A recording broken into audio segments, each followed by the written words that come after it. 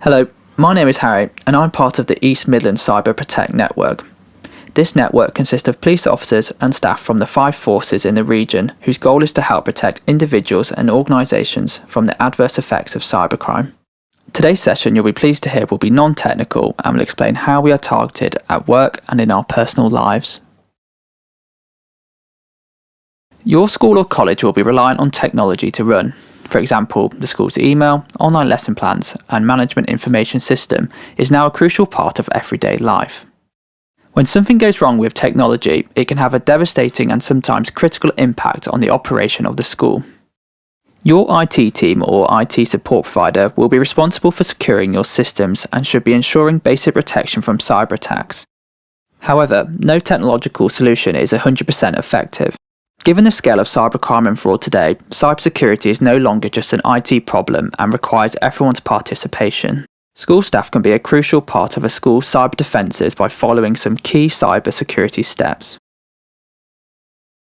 A survey from 2019 looked at cybersecurity in over 400 schools. Key responses included 83% of schools had experienced some type of cyber incident or attack. 69% of schools had suffered a phishing attack.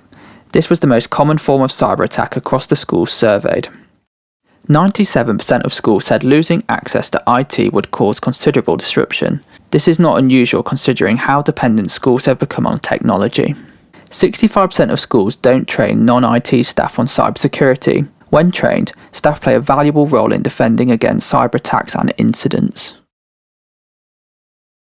There are all sorts of individuals and groups that might wish to target a school. Criminals might wish to target your school for financial gain, or they may have identified a potential weakness in the school's technology or processes. Staff or pupils could also be responsible for attacks, either intentionally or accidentally. You might also be caught up in an untargeted attack or incident, for example a phishing attack, which we'll talk about later in more detail. Your organisation holds lots of sensitive information about pupils, parents and staff. This could be safeguarding information, or it could be bank account details for staff members. Your organisation also carries out lots of financial transactions. Often, these are only signed off by a few members of staff. Cybercriminals might only need to target 1 or 2 individuals in order to steal or con money. If your IT systems are not adequately protected, you could become a soft target for cyber attacks. Your organisation is a busy place where quite rightly the focus is on teaching. This can mean security measures aren't adopted or discussed that could improve cyber resilience. In the following slides, we will look at some of the type of individuals that could target your organisation. In this section, we're going to look at external threats that may seek to cause your organisation harm. Criminals are generally interested in making money and are very good at identifying what can be monetised. They will steal and sell sensitive data. They can also block access to IT systems and demand a money ransom to let you back in. They may also look to exploit weak school processes and target members of staff that authorise school payments. This could involve taking advantage of how you log into systems and services.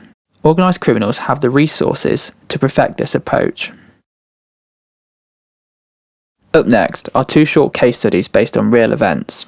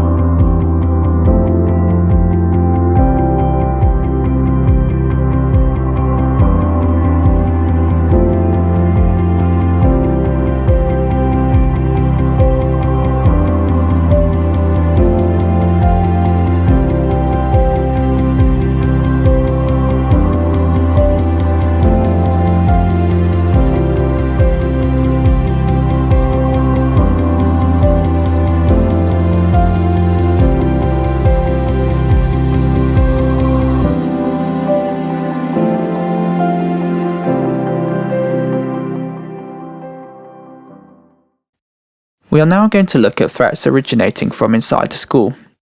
On very rare occasions, it may be a disgruntled employee, or more commonly, an honest mistake from a member of staff. However, in a school or college, you might also have a curious people eager to practice their hacking skills. These days, pupils have access to an abundance of materials on the internet that can guide and coach them on computer hacking. At school, they have access to a fully working network where they may try and practice what they have learned. It may be that your pupils are just curious and have no malicious intent. However, some pupils may look to disrupt your network and be a nuisance. They may also try and access their own data, or their friends, to change behaviour records, or their grades. We are now going to watch a real-life example which involved a pupil in a school.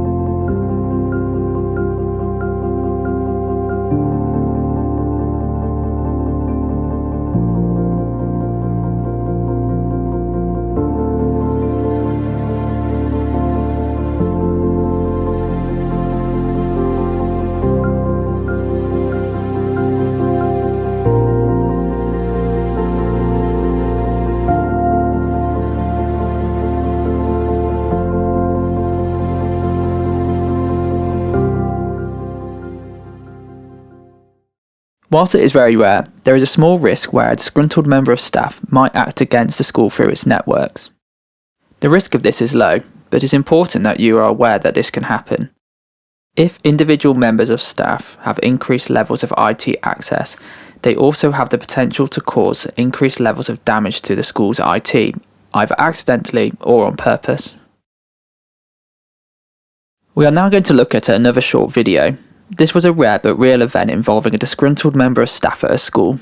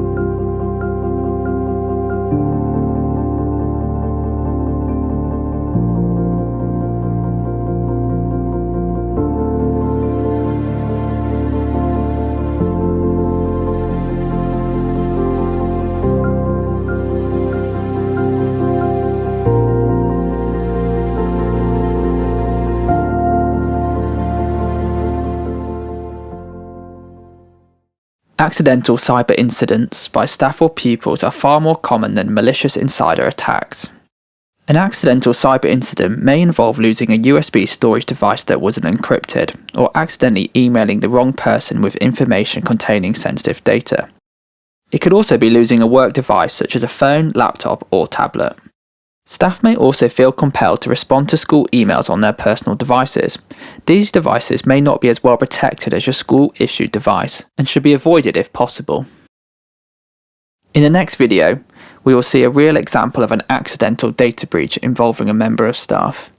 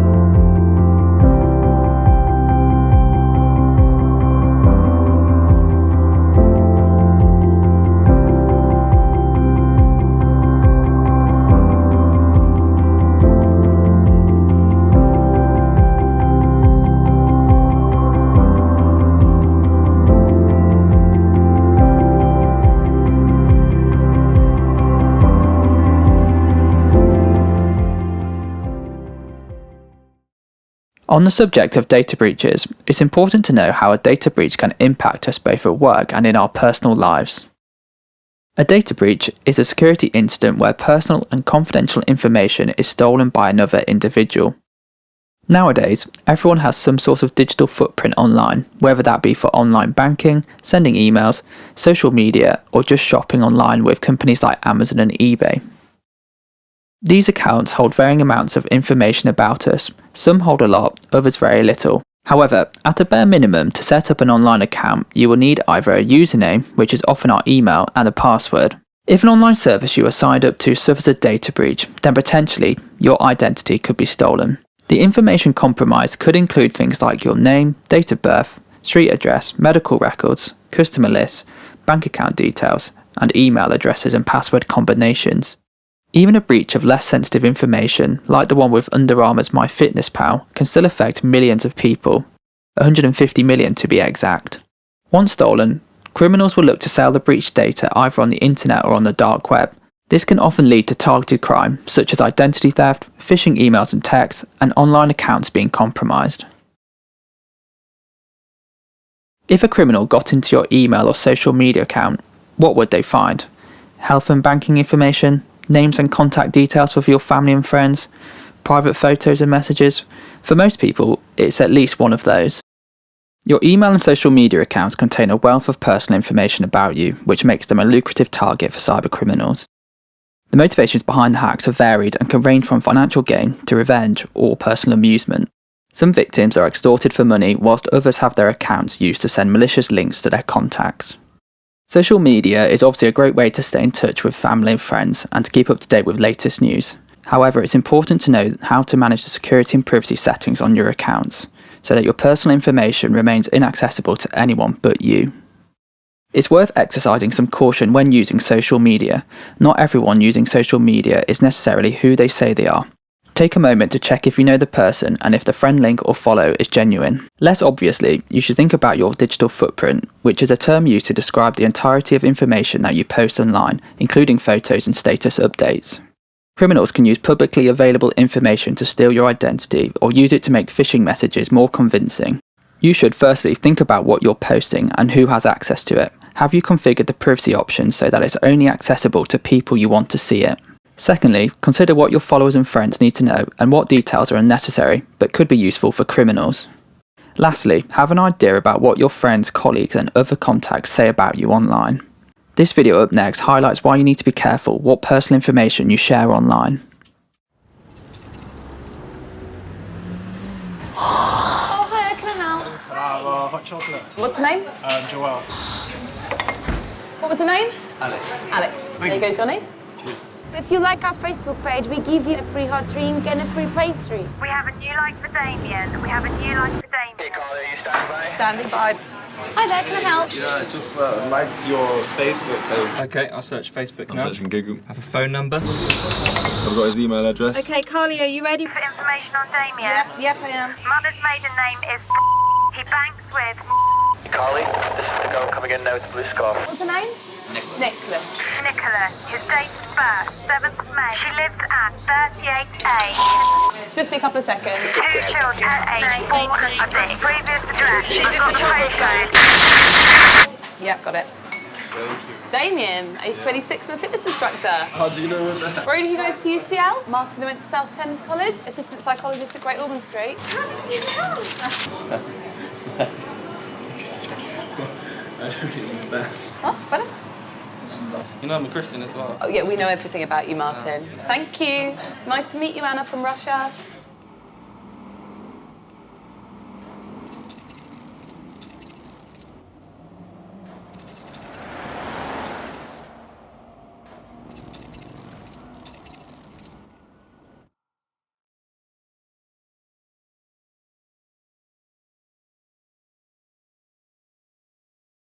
Now that we understand some of the most common threats and types of cyber incidents facing educational settings, let's have a look at how we might defend ourselves against them.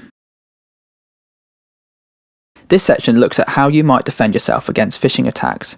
Phishing is one of the most common types of cyber attacks and can be targeted or untargeted. Phishing is where an email appears genuine but is actually fake. It might try and trick you into revealing sensitive information, or it might contain a link to a malicious website or an attachment that is infected with malware. Some phishing attempts are random, while others might be more targeted to you as an individual or to specific organisations like schools and colleges.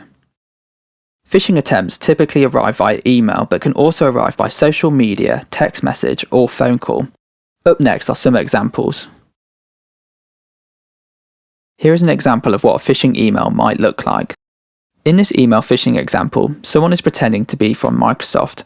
The email is telling the school's business manager that they have reached the size limit on their email account. Phishing emails will often compel someone to act. For most people, not being able to receive or send emails is something that would worry them, so they will usually act quickly to help prevent it. The phishing email is prompting the user to click on a link to increase their email capacity. When the user clicks on the dodgy link, they will be taken to a website that looks like a genuine Microsoft web page. Once the user enters their username and password on the web page, the attacker will see the credentials and use them to access the business manager's email account.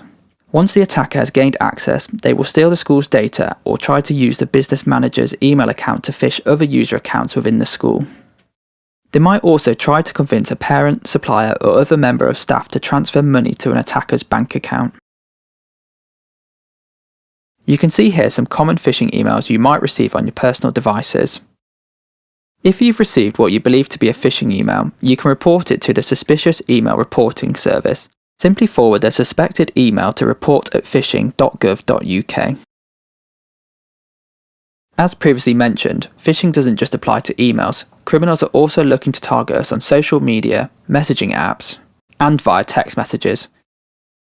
Suspicious text messages should be forwarded to 7726. This free of charge short code enables your provider to investigate the origin of the text message and take action if found to be malicious. Cyber attackers can use publicly available information about you and your organisation to help make their targeted phishing emails look more convincing. This information is often taken from the school or college's website, social media channels, and professional networking sites. We don't advise removing all traces of yourself from the internet, but remember, review your privacy settings on your accounts and think about what you post online. There are 5 ways to defend yourself. Firstly, reduce the information available to attackers. Avoid posting specific details about your organisation and your role, especially if your role involves handling sensitive information about children, the school's finances, or you have highly privileged IT access. Secondly, know the influence techniques. You are less likely to fall for a social engineering attack if you know what to look out for.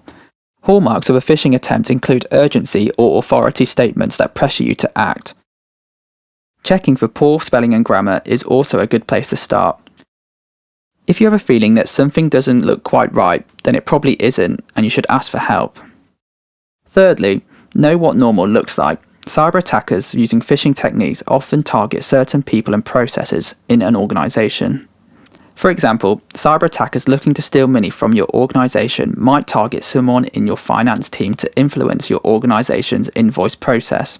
Make sure you know your organisation's invoice policies and processes, so it's easy to spot unusual activity. Fourthly, don't be too embarrassed to ask for help. Many phishing attacks rely on the victim being too embarrassed to ask colleagues for help. For example, if someone contacts you claiming to have compromised or personal material about you, don't be afraid to raise it with your IT team or manager.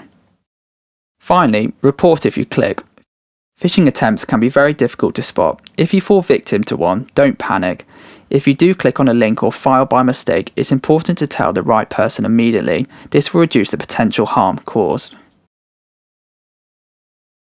Cyber attackers may try to guess your password in order to access devices or important accounts, like your email and online banking account. They can guess your password based on the most common passwords in use, for example, password 1. Attackers can also use public information about you and your organisation to guess your password. Once they have guessed one password, they will try to use the same password to access other accounts. This is because people often use the same passwords for several different accounts. Strongest passwords are hard to guess and are not repeated across your different accounts. If you have used the same password for multiple online accounts, you should check to see whether those accounts have been compromised through a data breach. You can visit the site www.haveibeenpwned.com. to find out if your email address has been involved in a data breach and whether your password for the account were exposed. If you discover some of your accounts have been breached, you should reset the password for these accounts and any others where you've used the same password. Firstly, create a strong password for important accounts. Weak passwords can be hacked in seconds. The longer it is, the stronger it becomes and the harder to hack. Make yours stronger by using a sequence of 3 random words. You can make it even stronger with special characters, starting with your most important accounts such as banking, email and social media. Replace your old passwords with new ones by stringing 3 random words together. Secondly, use a separate password for your work and personal accounts. You are likely to have lots of online accounts. If one of those accounts gets compromised, you don't want the attacker to have your work password, so make sure your domestic and work passwords are different. Try not to use your work email address for personal websites or applications, and use a separate unique password for your email accounts, as you will often use the email address to reset other passwords. Thirdly, where available, switch on 2-factor authentication for important accounts. When you log into a website or app with 2FA, it will ask you to prove you are really you.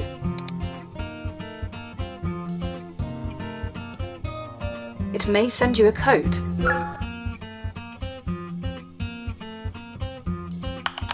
Then, if you're able to provide this,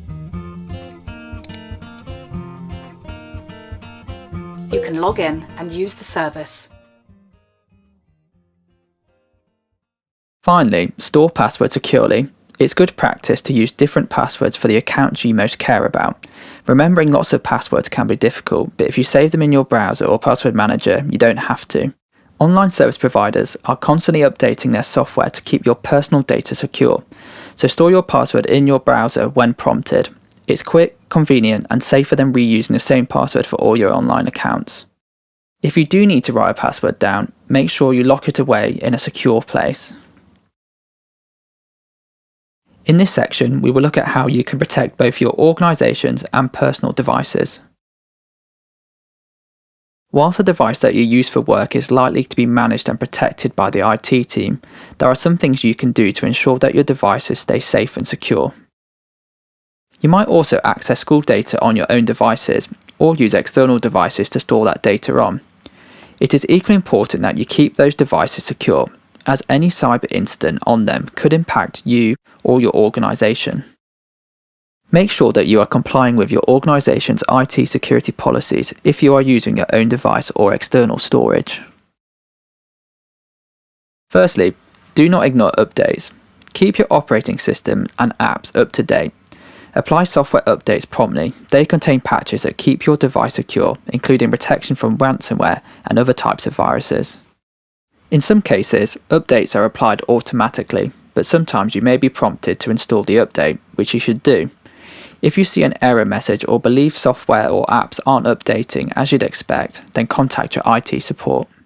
Secondly, only download software and apps from official app stores. Your organisation is likely to control the software that can be installed on your school devices. If it's your personal device or you control the apps and software you install, it's best to only use official app stores like Google Play or the App Store. These apps are checked to provide a certain level of protection from viruses that might cause harm. You should avoid downloading third-party apps from unknown websites or vendors. Thirdly, physically protect your device. Cyber attackers may try to physically exploit your device to access your sensitive information or accounts, for example, if it's left unlocked, lost or stolen. Always secure your device with a screen lock, whether that be a PIN, password, fingerprint, Face ID or pattern. Keep a copy of all your important information by backing it up to the cloud or somewhere offline. You can choose to back up all your data or only information that is important to you. Finally, only use IT-issued encrypted USB storage. Using USB storage that has not been scanned for malware could lead to your device being infected. Any data stored on USB storage devices should be encrypted so that the data cannot be accessed if the device is lost. If in doubt, call it out. It is important that everyone feels comfortable speaking out if they feel that something isn't right. By calling it out at the right time, you could prevent something that may seem irrelevant at first turning into a critical cyber incident. Firstly, report any suspicious activity. Cyber attacks can be difficult to spot, and you cannot be expected to identify all of them all the time. Don't hesitate to ask for any further guidance or support when something feels suspicious, unexpected, or unusual. Secondly, report as soon as possible. The sooner you report, the quicker it can be resolved, and the less damage it will cause. Don't assume that someone else will do it. Even if you suspect you've accidentally done something to contribute to the harm, like clicking on a dodgy link, please still report what's happened. Everyone makes mistakes. It's important to report them as soon as possible. Finally, don't be afraid to challenge. Security that doesn't work for staff doesn't work. Don't be afraid to flag up policies or processes that make your job difficult. If you are a victim of cybercrime or fraud and there is no immediate danger, report it to Action Fraud at www.actionfraud.police.uk. For more advice and guidance, visit the National Cybersecurity Centre or the East Midlands Cybersecure website. If you are concerned that someone you know is on the cusp of cybercriminality or may have already committed cyber offences, please contact our team. Our goal is to work with that person to reset their moral compass and steer their love for technology into productive and ethical sound practices. For more information about the Cyber Choices programme or to make a referral, visit eastmidlandscybersecure.co.uk/cyberchoices.